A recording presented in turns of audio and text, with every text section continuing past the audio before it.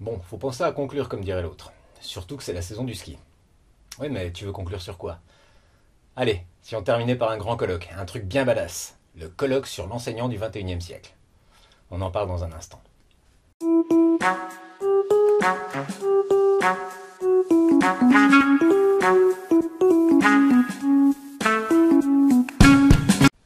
Bonjour à toutes et à tous et bienvenue sur la chaîne YouTube du SNELC. Aujourd'hui on termine notre série de vidéos consacrée aux grands changements impulsés par notre ministre pour ce qui est de notre plus beau métier du monde.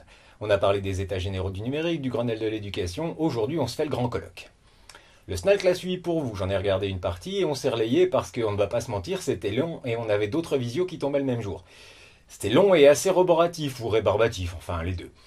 Si, il y a eu un moment assez sympa où le gentil organisateur de la journée, le président du conseil scientifique de l'éducation nationale, Stanislas Dehaene, s'est fâché tout rouge parce que la visio ne marchait pas. Okay. Leur micro est désactivé, le nôtre est désactivé.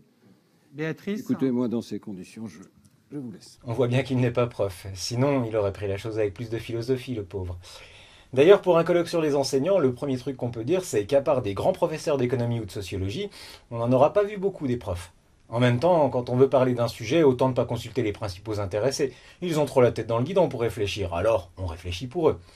Mais si on regarde de plus près les propos tenus, on comprend pourquoi il n'y avait que des pontes en économie ou en sociologie pour donner la réplique au grand neuropsych à M. Dehaene.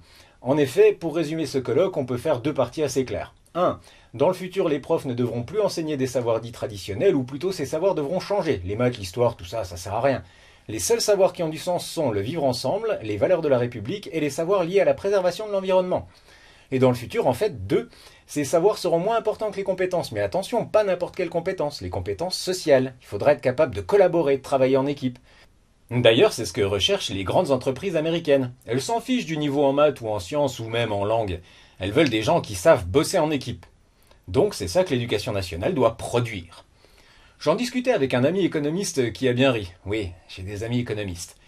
Il m'a d'ailleurs répondu que ce sont des gens qui n'ont aucune connaissance en maths ni en sciences, mais qui sont remplis de compétences sociales, qui ont bossé sur le vaccin contre la Covid, ou qui travaillent pour Elon Musk à la conception des voitures électriques. Voilà. En conclusion, on n'en sort pas. Sous la précédente ministre de l'Éducation nationale, on avait une DGESCO qui nous vendait que les savoirs ne servaient à rien parce qu'on peut tout trouver sur Google et qu'il fallait donc former des élèves compétents et bons citoyens. On a changé de ministre, on a changé la justification, mais le propos reste le même. Il ne faut plus enseigner, il faut former des gens qui bossent ensemble et qui aiment bien vivre ensemble. Mais bon, on va s'incliner, ce sont des spécialistes, ils doivent avoir raison. En fait non, on ne va pas s'incliner. On va leur expliquer qu'à chaque fois qu'on a fait reculer la connaissance au cours de l'histoire, on a fait monter l'obscurantisme et la violence. On va marteler que face aux fake news, à ceux qui voudraient imposer l'idée que la Terre plate, les reptiliens qui dominent le monde sont des opinions recevables, la connaissance scientifique est la seule barrière. On va essayer de leur faire comprendre que dans le rôle qui est le nôtre, c'est-à-dire de donner une culture commune aux futurs citoyens de ce pays, il y a le mot culture, et que sans cette culture, il n'y a pas de vivre ensemble. Allez, au SNELC on ne lâchera rien. En attendant, à la prochaine.